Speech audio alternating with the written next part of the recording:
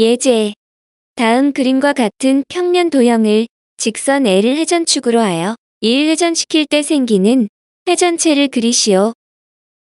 회전체를 회전축을 포함하는 평면으로 자른 단면은 회전축에 대하여 선대칭 도형이 되어야 하기 때문에 먼저 회전축에 대하여 좌우가 대칭이 되도록 빨간색의 직사각형을 그려요. 직사각형의 제일 위에 있는 두 꼭지점을 회전축에 대하여 1회전시키면 다음과 같은 모양이 되며, 이를 바탕으로 두 밑면과 옆면을 그려서 다음과 같은 회전체를 완성할 수 있어요. 단, 겨냥도를 그릴 때 보이는 부분은 실선으로, 보이지 않는 부분은 점선으로 표시를 해요.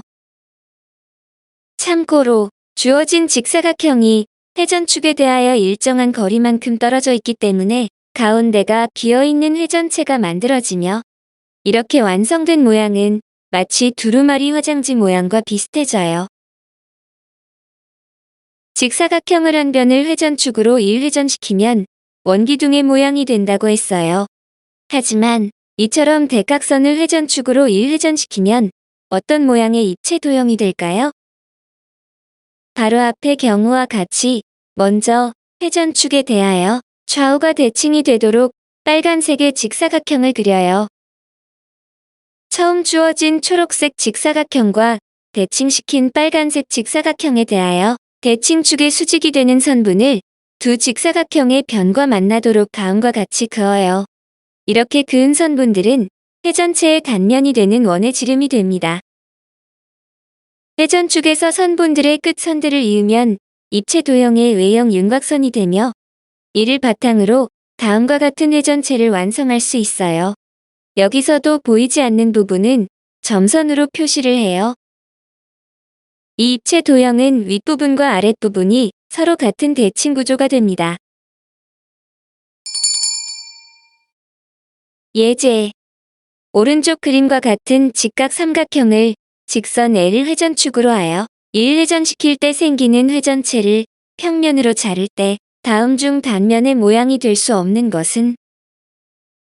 주어진 직각 삼각형에 대한 회전체는 다음과 같은 원뿔이 되며, 이 원뿔을 평면으로 자를 때 1번은 원뿔을 밑면과 평행한 평면으로 자르면 단면은 원의 모양이 되고, 2번은 원뿔을 밑면과 조금 비스듬한 평면으로 자르면 단면은 원을 약간 찌그러뜨린 모양이 되며, 3번은 2번의 경우보다 더 경사지면서 밑면과 만나는 평면으로 자르면 단면은 그림과 같이 곡선을 포함한 모양이 되며, 4번은 원뿔을 회전축을 포함하는 평면으로 자르면 단면은 이등변 삼각형의 모양이 됩니다.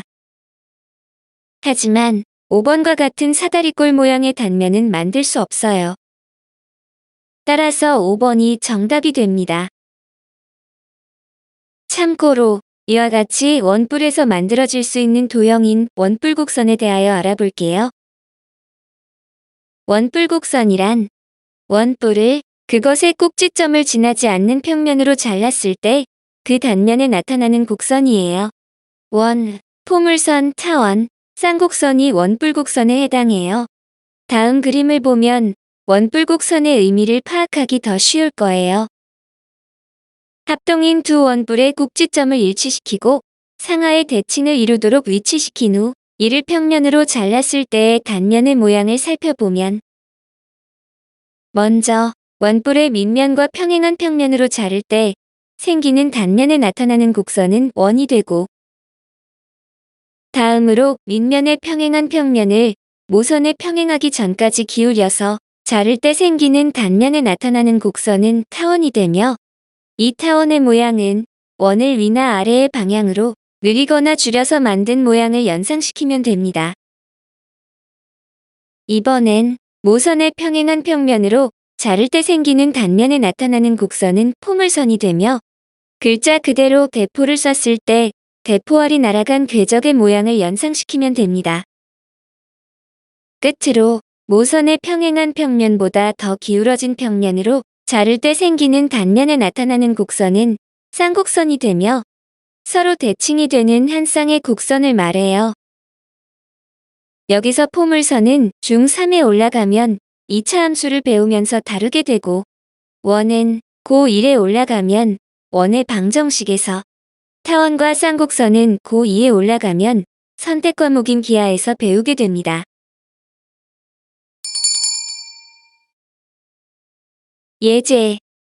오른쪽 그림과 같은 사다리꼴을 직선 L을 회전축으로 하여 1 회전시킬 때 생기는 회전체를 회전축을 포함하는 평면으로 자른 단면의 넓이를 구하시오.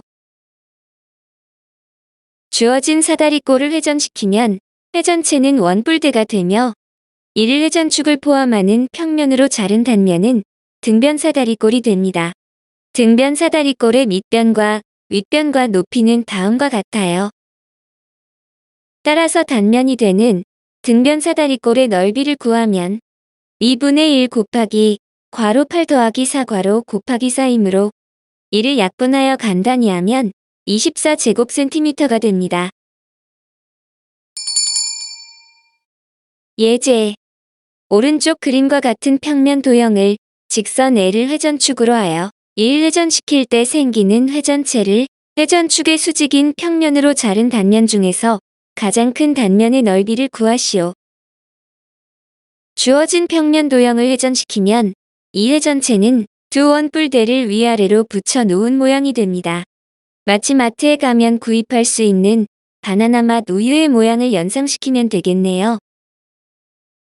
이를 회전축의 수직인 평면으로 자른 단면은 항상 원이 되며, 이렇게 자른 단면 중에서 단면의 넓이를 가장 크게 하기 위해서는 단면이 되는 원의 반지름의 길이가 가장 긴 것을 고르면 되므로 이때의 반지름의 길이는 4cm가 되며, 따라서 구하는 가장 큰 단면의 넓이는 파이 곱하기 4의 제곱이므로 16파이 제곱센티미터가 됩니다. 지금까지 회전체에 대한 개념 강의를 하였으며, 다음 시간에는 입체 도형의 건널비와 부피에 대한 개념 강의를 하도록 하겠습니다.